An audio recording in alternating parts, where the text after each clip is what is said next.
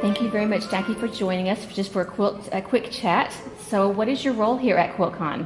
So I'm the chairman of the board of the Modern Quilt Guild. So my first role here is to welcome everybody and to make sure everybody has a really good time. I'm also an instructor here at the show. So I'm teaching and I'm lecturing and I'm working the show and I'm getting Kleenex for people. So you name it, I do it.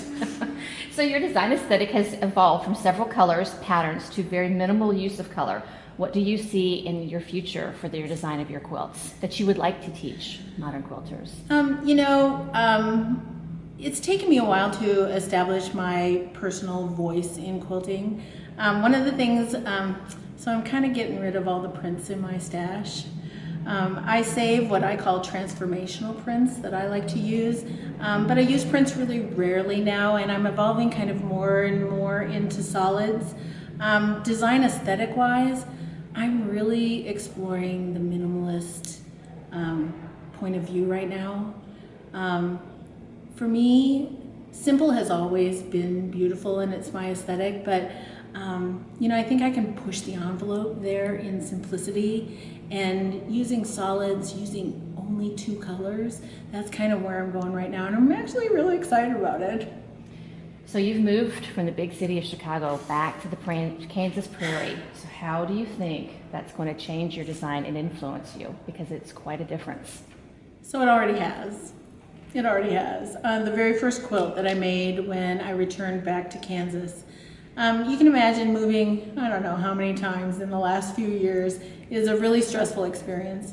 And when we got to Kansas City, my husband was running a lot. He's a runner. He runs when he's stressed.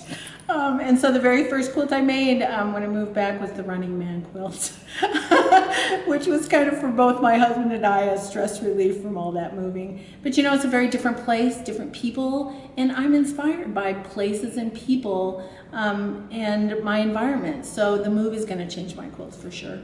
Well, so congratulations on another successful QuiltCon. And what did you learn from the first show that you had here in Austin to what did you implement in this show currently? Well, first of all, thank you very much. We are so proud of the show. It's been an amazing 2 years for us since 2013, and we've learned so many things I can't even tell you. First of all, we implemented membership right after the first QuiltCon, and we now have 8,000 members. And when you have 8,000 members, you have a lot of people to serve, and so we have a bigger show. So that's first. It's a bigger show. There's so many little things that we've learned to make this a better show. We have more staff, we have more volunteers. The more people you have, the easier a show like this is to run. But I have to tell you, it's still only our second show. So what's the third show going to be like? And is it going to be here in Austin? It's not going to be here in Austin. We're going to be in Pasadena for our next show. And, we're really kind of sad to leave Austin because it's such a great vibe. But like I said, we have members to serve. And, we want our East Coast people and our West Coast people to be part of this too. And moving it around is going to allow us to serve more of our members, different members. When it's closer to you, you have an opportunity to really come. And so that's why we're moving. And so we're excited to go to Pasadena, and then we'll be in Savannah, and who knows where we'll be next. Well, thank you very much for your time, and I guess we'll see you in Pasadena. We'll see you at QuiltCon.